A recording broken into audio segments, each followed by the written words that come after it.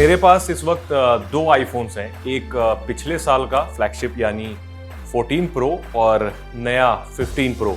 तो दोनों फ़ोन हैं। अनबॉक्सिंग वगैरह तो आपने बहुत सारी देख ली होंगी। और चूंकि मैं 14 प्रो लगभग एक साल से यूज़ कर रहा हूँ और अब 15 प्रो आ गया है। 15 प्रो कुछ समय से यूज़ कर रहा हूँ। तो इन दोनों फ़ोन में मुझे क्या डिफरेंस दिखा, क्योंकि काफ़ी इंटरनेट पे या फिर हर जगह दिख रहा है। इनफैक्ट मैंने भी एक वीडियो किया था जिसमें बताया कि दोनों का डिज़ाइन सेम है और देखने में एक ही तरह का लगता है, अलग क्या है।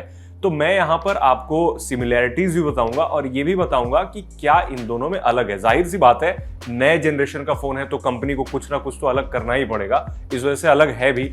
तो सबसे पहला फ़र्क मुझे जो नोटिस होता है वो ये होता है, हालांकि दोनों का साइज एक है, दोनों की स्क्रीन साइज भी ऑलमोस्ट एक है, बट ये लाइट फील होता है। जो 15 प्रो है वो हल्का फील होता है क्योंकि टाइटेनियम का फ्रेम यूज किया गया है, इसमें स्टेनलेस स्टील था। लगभग 20 ग्राम पेपर पे भी हल्का है, मतलब यूज करने में हल्का लगता है और थोड़ा स्लिम भी है।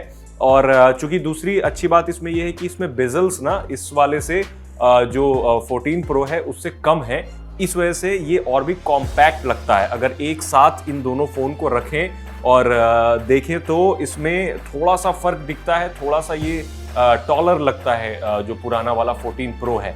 और दूसरा बदलाव जो है फ्रेम का है। जैसा मैंने बताया टाइटेनियम फ्रेम इसमें यूज़ किया गया है, लेकिन जो पहले 14 प्रो था उसमें स्टेनलेस स्टील यूज़ किया गया था, जो कि कई लोगों को, मैंने ऑफिस में भी कई लोगों से पूछा इन दोनों फ़ोन को दिखा करके, तो कई लोगों को का मानना है कि ये शाइनी है तो ये ज़्यादा बेटर लगता है देखने में, क्योंकि ये स्टेनलेस स्टील की जो फील आती है वो अलग आती है। बट कुछ लोगों को ये भी पसंद आया क्योंकि इसमें यहाँ भी टाइटेनियम फ्रेम यूज़ किया गया है। तो ये एक बदलाव है। दूसरा बदलाव ये है कि अब एक्शन बटन आ चुका है और जो स्विच था, म्यूट स्विच था, वो हट चुका है यहाँ से, उसकी जगह पे एक्शन बटन है। एक्शन बटन को आप कस्टमाइज कर सकते हैं और न सिर्फ इससे म्यूट होगा बल्कि इससे कैमरा भी ओपन हो जाएगा।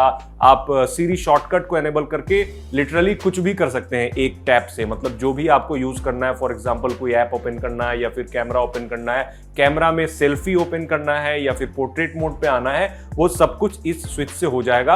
आपको एक लॉन्ग प्रेस करना है, उसके बाद इसमें एनेबल हो जाता है। तो ये एक बदलाव है। उसके अलावा टाइप सी का सपोर्ट मिल गया है आपको। अब टाइप सी से आप कई सारी चीज़ें कर सकते हैं। सिर्फ फ़ोन ही चार्ज नहीं होगा बल्कि डेटा भी ट्रांसफ़र होगा या फिर दूसरे फ़ोन्स भी चार्ज होंगे। फॉर एग्जांपल आपको कोई दूसरा फ़ोन अगर चार्ज करना है तो इसके टाइप सी से दूसरे फ़ोन को लगाइए, वो एंड्रॉयड भी होगा तो भी चार्ज हो जाएगा। अब जिसमें ज़्यादा बैटरी होगी, फॉर एग्जांपल अगर आईफोन में कम बैटरी है तो नहीं होगा, अगर ज़्यादा बैटरी है और दूसरे आईफोन में कम बैटरी है तो वो वाला फ़ोन इससे चार्ज होने लगेगा और टाइप सी से डेटा ट्रांसफ़र भी फास्ट होगा।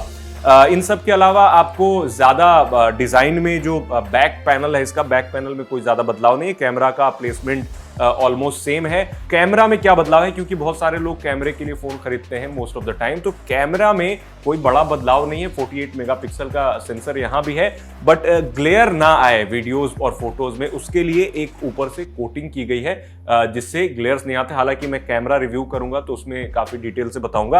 अभी के लिए मैंने जितनी फोटोज ली तो ज़्यादा कोई मुझे डिफरेंस नहीं दिखा, लेकिन 2-3 फीचर्स इसमें है। फॉर एग्जाम्पल कोई भी आप फोटो क्लिक करते हैं और आप पोर्ट्रेट मोड करना भूल जाते हैं तो फोटो क्लिक करने के बाद पोर्ट्रेट मोड उसमें एनेबल कर सकते हैं और वो काफ़ी अच्छा होता है। मतलब बहुत सारे एंड्रॉयड फ़ोन में भी ऐसा फीचर्स हमने देखा है पहले, बट वो प्रिसाइज नहीं होता, लेकिन ये काफ़ी प्रिसाइज होता है और ऐसा लगता है कि पोर्ट्रेट मोड में ही ये फोटो क्लिक की गई है। तो ये मैंने एक फीचर नोटिस किया। इनफैक्ट एक और फीचर है कि आप कैमरा सेटिंग्स में जाकर के आप 12 to 24 मेगापिक्सल में स्विच भी कर सकते हैं, जो कि 14 प्रो में नहीं दिया गया था। अब सिमिलैरिटीज़ क्या क्या हैं? डिस्प्ले ऑलमोस्ट सेम है, बट थोड़ी सी ब्राइटनेस मुझे इसकी ज़्यादा बेटर लगती है 15 प्रो की। साइज़ का मैंने बता ही दिया, डायनेमिक आइलैंड उसमें भी था, इसमें भी है।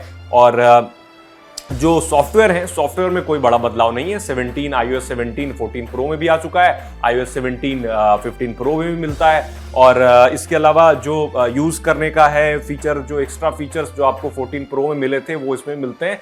बेसिकली ड्यूरेबिलिटी की बात जब आती है तो काफ़ी अभी कई लोगों ने टेस्ट किया है तो जो 15 प्रो है उसे फिलहाल ड्यूरेबल नहीं माना जा रहा है। लोग कह रहे हैं कि ये कम ड्यूरेबल है 14 प्रो के मुकाबले, बट हम यहाँ पर कोई ड्यूरेबिलिटी टेस्ट नहीं करने वाले हैं। लेकिन टाइटेनियम थोड़ा सा मजबूत होता है, बट वो देखने की बात होगी कितना मजबूत होता है, क्योंकि कई सारे टेस्ट वीडियो मैंने देखा था तो थोड़ी सी ड्यूरेबिलिटी की इश्यू 15 प्रो में देखने को मिल रही है। तो ओवरऑल दोनों फोन एक जैसे ही हैं, लेकिन कुछ डिफरेंसेस वो तब पता चलेंगे जब आप यूज करना चाहेंगे।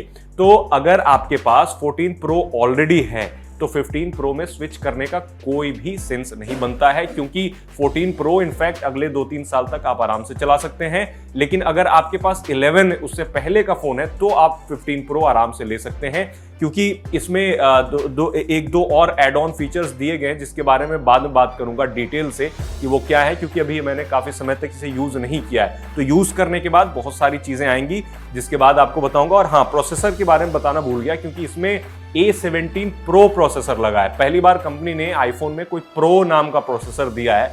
अब प्रो मीन्स क्या होगा, वो प्रोफेशनल या प्रोग्रेसिव आप तय कर सकते हैं। और पुराने वाले में यानी 14 प्रो में ये पुराना प्रोसेसर है, A16 बायोनिक है। तो अच्छी बात यह है कि जो नया वाला प्रो प्रोसेसर है A17 प्रो जो प्रोसेसर दिया गया है उसमें आपको 3nm प्रोसेस पे बनाया गया है, यानी अभी दुनिया का सबसे फास्टेस्ट मोबाइल प्रोसेसर, उसे अगर बोले तो कोई गुरेज नहीं होगी, क्योंकि 3nm पे मोबाइल प्रोसेसर्स अभी तक मार्केट में नहीं आए हैं। प्राइसिंग की बात कर लें तो प्राइसिंग ऑलमोस्ट पिछली बार जितने में प्रो लॉन्च हुआ था इस बार सेम ही है। प्रो का प्राइस सेम है। प्रो मैक्स काफी महंगा है जिसका रिव्यू मैं बाद में करूंगा। लेकिन अभी के लिए यह है कि अगर आपके पास पुराना फोन है 14 प्रो है तो 15 प्रो में अपग्रेड करने की कोई जरूरत नहीं है।